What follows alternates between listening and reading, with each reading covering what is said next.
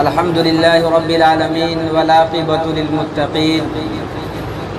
والصلاة والسلام على رسوله الكريم أما بعد فأعوذ بالله من الشيطان الرجيم بسم الله الرحمن الرحيم وقضى ربك ألا تعبدوا إلا إياه وبالوالدين إحسانا إما يبلغن عندك الكبر أحدهما أو كلاهما فلا تقل لهما أف ولا تنهرهما وقل لهما قولا كريما وقال النبي صلى الله عليه وسلم هما جنتك ونارك أو كما قال عليه الصلاة والسلام۔ بڑا با نصیب ہے جس نے پایا ماں باپ کا سایہ، بڑا با نصیب ہے جس نے پایا ماں باپ کا سایہ، برتاؤ کیا حسن سلوک کا اور جنت میں اپنا گھر بنایا، پھیرا جس نے اطاعت والدین سے رخے سرور، ہر جستجو میں نے اس کو ناکام ہی پایا۔ حضرات محترم معزز سامعین کرام اور طلبہ عزیز،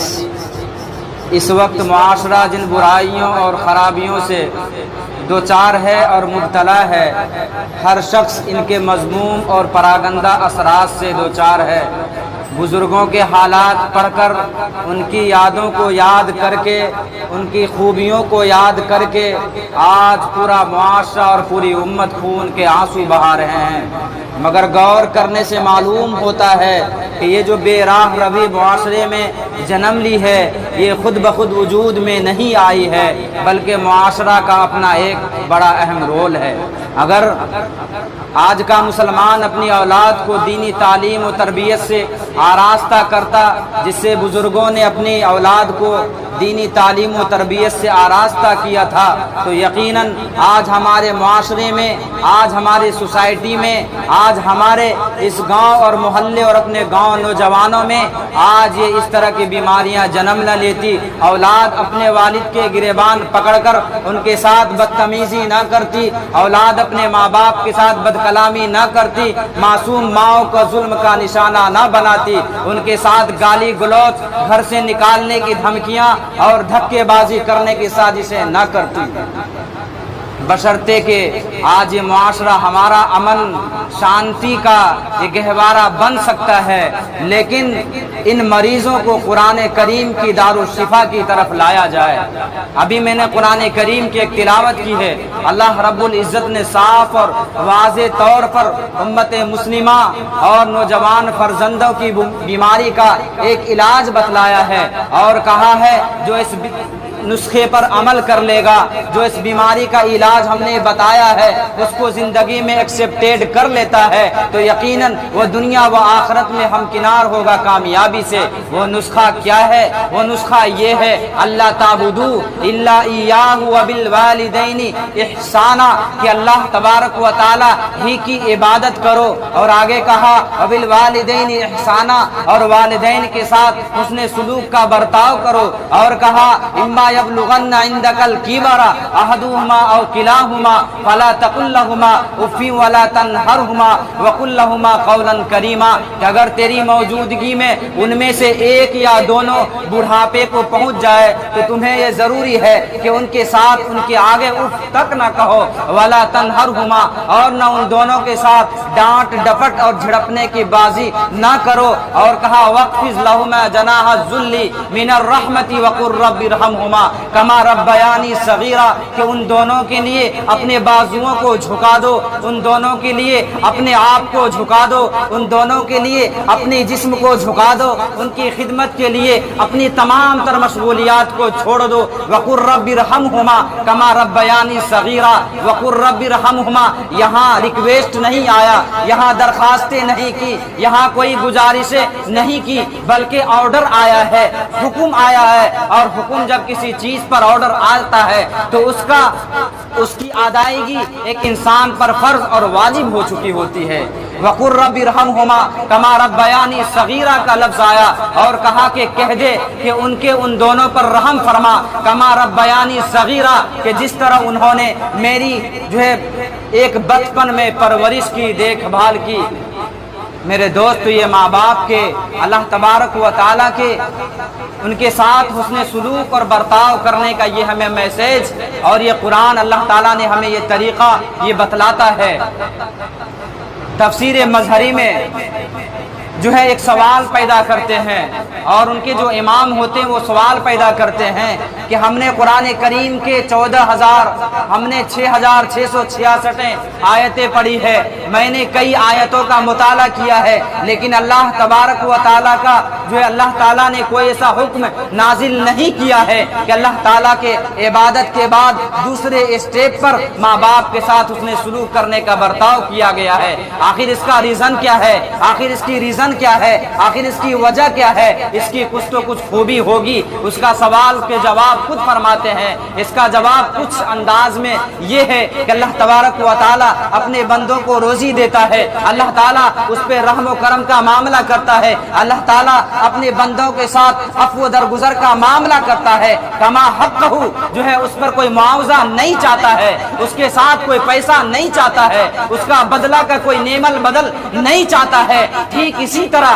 اللہ تبارک و تعالیٰ جو ماں باپوں کے دلوں کے اندر بھی ایک رحم کا مادہ ایسا دیا ہے کہ اس کے بچوں کے اوپر وہ رحم کرتا ہے، اس کی پرورش کرتا ہے۔ ایک ماں اپنے پیٹ کے اندر 9 مہینے اس بچے کے لیے نہ جانے کیسی کیسی تکلیفیں برداشت کرتا ہے، راتوں کو جاگتی ہے، دنوں کو اٹھتی ہے، اپنے نیند اور اپنی تمام تر مشغولیات کو چھوڑ کر ان کے لیے تمام راحت کو، تمام آسانی کو قربان کر دیتی ہے، اس کے لیے کوئی معاوضہ نہیں چاہتی ہے۔ ٹھیک اسی طرح ماں باپ کا بھی یہ حسن سلوک ہے کہ ایک اولاد کے ساتھ ان کی پرورش کے لیے، ان کی دیکھ بھال کے لیے ان کے لیے کوئی معاوضہ نہیں چاہتا ہے۔ آج امت مسلمہ آج ایک بہت بڑی مہلک بیماریوں سے دوچار ہوتا جا رہا ہے۔ آج ہر گھر کی بیماری نوجوانوں کی یہ ہوتی جا رہی ہے۔ آج ہم نماز تو پڑھتے ہیں، جماعتوں میں جاتے ہیں، قرآن کی تلاوت کرتے ہیں، دینی تربیتی اجلاس میں جاتے ہیں، لیکن گھر کا محاسبہ کیا جاتا ہے، گھر کا انیلائسس کیا جاتا ہے، جائزہ لیا جاتا ہے۔ ہمارے نوجوان ماؤں کو ولا تنہرہما، قرآن نے کہا ڈانٹ ڈپٹ نہ کرو، افی ولا تنہرہما، انہیں اف تک نہ کہو۔ آج اس کا وائلیٹ اور وائلیشن کرتا ہوا آج ہماری امت مسلمہ کے نوجوان نظر آتے ہیں۔ میرے دوستو، یہ ماں باپ کی یہ برکت اور ماں باپ کی فضیلت بہت بڑی آئی ہے۔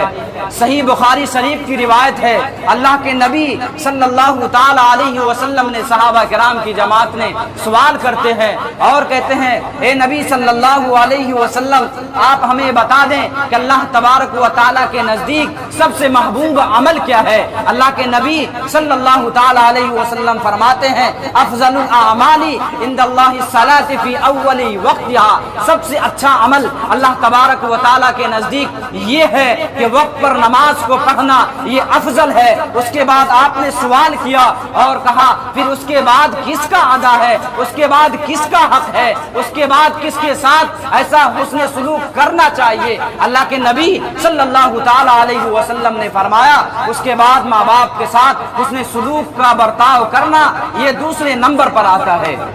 صحابہ کرام کی جماعت نے پوچھا کہ ماں باپ کا کیا حق ہے، ما حق الوالدین؟ تو اللہ کے نبی صلی اللہ تعالی علیہ وسلم نے فرمایا کہ ہما جنتک و نارک، وہی تیری جنت ہے اور وہی تمہارے دوزخ ہے۔ اگر تم نے اس کے ساتھ اچھے برتاؤ کیے، اس کے ساتھ اچھے جو ہے بد کلامی چھوڑ کر حسن کلامی کا انجام دیا، اس کے ساتھ دیکھ بھال اچھے سے کیا، اس کی پرورش جس طرح انہوں نے تمہارے ساتھ بچپن میں کی تم نے اگر اس کے ساتھ کیا ہے، کما ربیانی صغیرہ، کہ جس کا لفظ اللہ تبارک و تعالیٰ تمہیں حکم اور آرڈر کرتا ہے، اگر تم اس پر عمل کرتے ہو اللہ تعالیٰ تمہارے لیے جنت میں کیا، تمہارے لیے ہر جنت کے باغات دروازے کھلے ہوئے اور اوپنلی نظر آئیں گے۔ ایک صحابہ نبی پاک صلی اللہ تعالی علیہ وسلم کا ایک دور کا واقعہ ہے، اللہ کے نبی صلی اللہ تعالی علیہ وسلم کا واقعہ اس کے دور کا آتا ہے۔ ایک بچہ، ایک اولاد اپنے باپ کو کچھ اجناس دیتا ہے، یعنی کچھ چیزیں دیتا ہے، یعنی کچھ سامان رکھنے کے لیے دیتا ہے اور کہتا ہے ابا جان میں تجارت کے لیے جا رہا ہوں، ابا جان میں کہیں سفر پر جا رہا ہوں، ابا جان یہ میں جو آپ کو یہ امانت کے طور پہ دیے جا رہا ہوں، میں جب 2 سال سال پر لوٹوں گا، مجھے اس طرح یہ سامان چاہیے۔ وہ بوڑھے باپ کو دے دیتا ہے، بوڑھے باپ اسے رکھ لیتا ہے۔ جب اس کا بچہ چلا جاتا ہے، سفر پر چلا جاتا ہے، تجارت کے غرض سے چلا جاتا ہے، وہ سامان اس کے سپرد اور حوالے کر جاتا ہے۔ وہ بوڑھے باپ جو ہے اس سامان کو، اسے بیماری لاحق ہو جاتی ہے، اسے پریشانی آ جاتی ہے، وہ اس میں اس سامان کو خرچ کر دیتا ہے، اس پیسے کو اس میں لگا دیتا ہے۔ جب وہ بچہ آتا ہے، باپ سے شکایتیں کرتا ہے اور کہتا ہے ابا جان، ہم نے تو آپ کو سامان رکھنے کے لیے دیا تھا، وہ سامان کہاں ہے، وہ پیسے کہاں ہے، وہ جواہر کہاں ہے، وہ مجھے آپ لا کر دیں۔ وہ کہتا ہے میرے بیٹے، میں نے خرچ کر دیے ہیں، میری طبیعت خراب ہو گئی تھی، میں لاغر تھا، میں کمزور ہو گیا تھا، میری طبیعت خراب ہو چکی تھی، میں نے اس پیسے اور چیز کو میں نے ختم کر دیے ہیں، میں کہاں سے لا کر دوں گا، میں لاغر ہوں، میں کمزور ہوں، میں اس بے بسی کے عالم میں تجھے یہ سامان کیسے فراہم کر سکتا ہوں۔ وہ بچہ، وہ اولاد، وہ کہتا ہے کہ دیکھو دربار نبوت ابھی بھی اوپن نہیں کھلا ہوا ہے، ابھی بھی اللہ کے نبی صلی اللہ تعالی علیہ وسلم کا دربار کھلا ہے، چلو